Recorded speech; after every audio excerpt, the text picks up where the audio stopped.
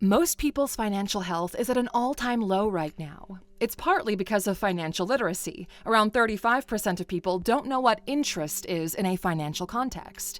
And also because of stress, forgetfulness, and a rock-bottom mentality. But today we're going to change that, especially if you're a beginner and you're one of those people who's ignored your financial issues because, well, dealing with them seems pointless and overwhelming. We've kept it short, focused, and impactful. Sometimes there's a lot to say and a lot to learn, but when you're just starting out, you progress faster by focusing on a few key issues. So let's get into it. Here are 15 mistakes beginners make when trying to build wealth. Starting off at number 1 with a very common one, they think it's all about cutting costs and saving. Cutting costs has diminishing returns, okay? There's only so much you can budget for and cut out before it starts to impact your quality of life. The more you do this, the more you increase your chances of your goals backfiring because the path often ends in a splurge moment. When you make your budget, your core focus should be first on maximizing your income and then minimizing your expenses. Small increases in income have a more significant effect on wealth over time than the small sacrifices that come from constant penny pinching. Beginners often think wealth building is about shrinking their expenses as much as possible because, well, it feels like a tangible, immediate action. We often hear that saving is the first step to financial stability, so, it makes sense a beginner would take that as step 1.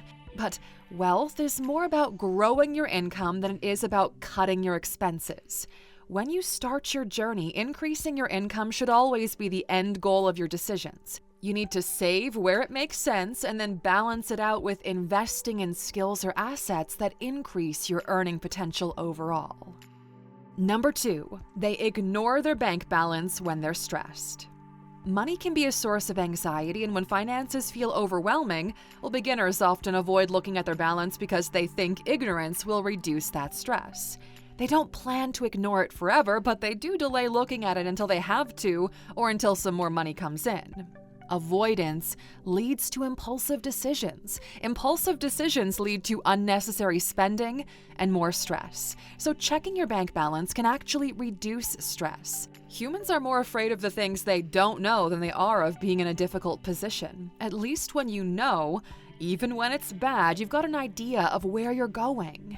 We're a species who loves to be in control, right? And you can only do that when you know where you stand financially. Sometimes it's uncomfortable, but it builds awareness and confidence. It's like facing any fear. The more you do it, the less power it holds over you. Number 3, they start off with too many goals. Focusing on 1 or 2 goals at a time leads to faster overall progress. A clear vision for one goal has a ripple effect. It leads to improving other areas of your finances in a natural, no-pressure way. The small wins compound. The big ones blow up eventually because, well, they're just not sustainable. Ambition and excitement are high at the start of the journey, so beginners think that setting multiple goals will lead to faster progress. It's only through trial and error, frustration, and mistakes do they learn that clarity is more important than quantity. As you learn what you're capable of and build up those goal-achieving muscles, you can tackle your bigger visions down the road. Think of your goals in tiers. Essential goals, like emergency savings. Growth goals, like investments. And lifestyle goals, like travel. Keep them simple, make them high impact, and conserve your energy. Number 4, they sacrifice things that make them happy in the name of saving. Deprivation reduces your financial stamina. If you want your wealth-building journey to be sustainable, you have to make sure you're still having some fun. You don't want to resent the process altogether, you want to enjoy it. Spending your money on happiness is a form of self-investment, really, because being happy improves your productivity and creativity, and that impacts your earning potential. Beginners fall into the trap of equating savings with self-denial. It feels like if they deprive themselves, they'll accelerate their progress, as if their unhappiness is a sacrifice that can be a form of income. But it doesn't add money to your bank account, it only takes away joy from your life. Budget for happiness and motivation, because building wealth should improve your quality of life, not diminish it. Number 5, They compromise on quality to avoid spending more.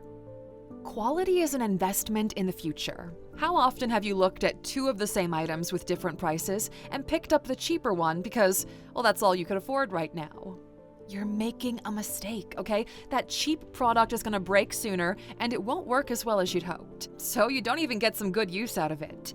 If you can't afford the good quality thing right now, save up for it until you can. Things that pay back in dividends like education, work tools, and your health are all things you should never compromise or cheap out on. It's the cost per use that shows you the real value. And this is why that save, save, save mindset can be so confusing. It makes someone stepping into the wealth-building world focus on price instead of quality because they're trying to store as much money as possible. It's the wrong strategy. Number 6. They only make money from their main job. A report from the IRS showed the average millionaire has 7 income streams. Yet here you are trying to build wealth with your one job and one income. You might think you're someone who avoids taking risks, but if you only have one income stream, then you are living on the edge, my friend. You're one economic shift away from financial insecurity. A little risk and multiple income streams creates far more stability. It doesn't have to be a big new business. Even a small side income can multiply over time and reduce your dependency on your main job. It's also more likely to lead to unexpected opportunities. This is where you're exposed to new skills, networks, and industries that ultimately fuel your long-term growth. Number 7. They put pressure on themselves with a short timeline. You might think that seeing results will help you stay motivated, so you push yourself to reach milestones in the shortest time possible. But seeing results only motivates you for half of the next step, and even then, it's not guaranteed. You're not actually motivated by results, you are motivated by discipline. You have to change the way you set goals. You shouldn't focus on celebrating when you reach a number. No, you should celebrate when you don't break your streak of small, compounding habits. Keeping your habit streak improves your stamina, and the smaller you make that habit, the more likely you are to keep it going. Fast success is not better success, it's an illusion of it. It doesn't give you enough time to build a stable foundation, and eventually that will crash. You need to protect your approach with patience, so if anything comes at you unexpectedly, you've got a strong force field around it.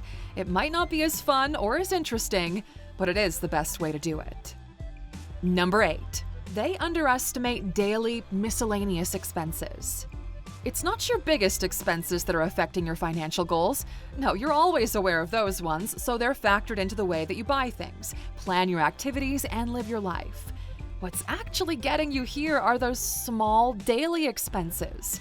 And there's 2 reasons for this. Firstly, obviously, small daily costs snowball into big sums, right? But most importantly, they fly under the radar and create a financial world of ignorance and no control. You don't have to track every single small expense, but you do have to pay attention to what you're doing. You need to put it all on your radar, because behavioral shifts save more than budgets. Does this mean you have to give up your morning coffee from your favorite cafe? Well, that's entirely up to you, okay? If the thought of it makes you unhappy, then don't stop buying it, but do start appreciating it more. Make it seem valuable. Treating these small expenses as something that brings real value into your life shifts your relationship with money. An everything matters mindset compounds growth. A little awareness and some simple tweaks can drastically change your behavior around money. Number 9. They think they've failed when they blow their budget.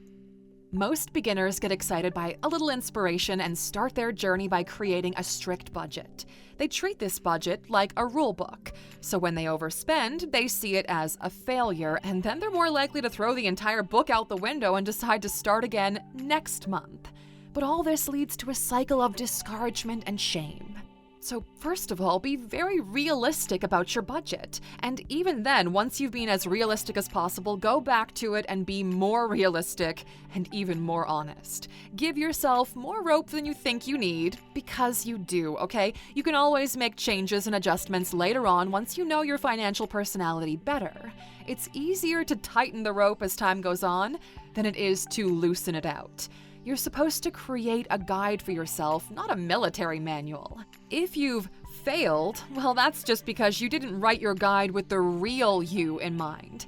But that's okay, all right? Because the more you struggle to stick to this budget, the clearer you start to see your behavioral patterns. Perfection isn't possible when you're starting out, so why are you aiming for that, okay? Start with progress and use it to build momentum.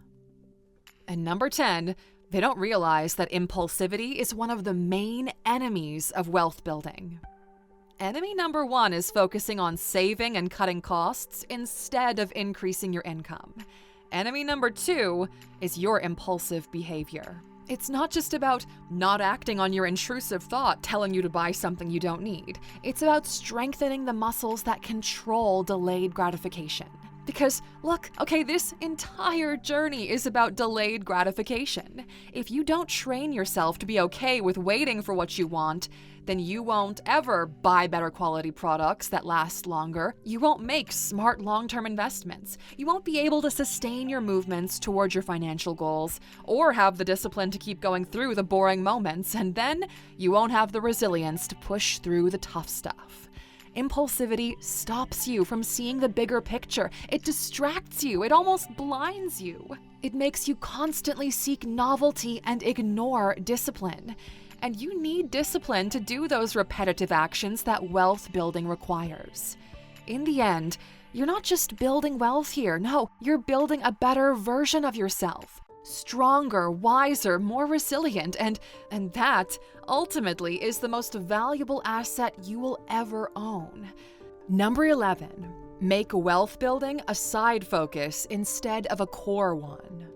Getting rich isn't something you can put on the sidelines of your life. It's not a reserve player that you can bench. It's your star performer. It has to be a part of everything you do or you won't make any progress with it.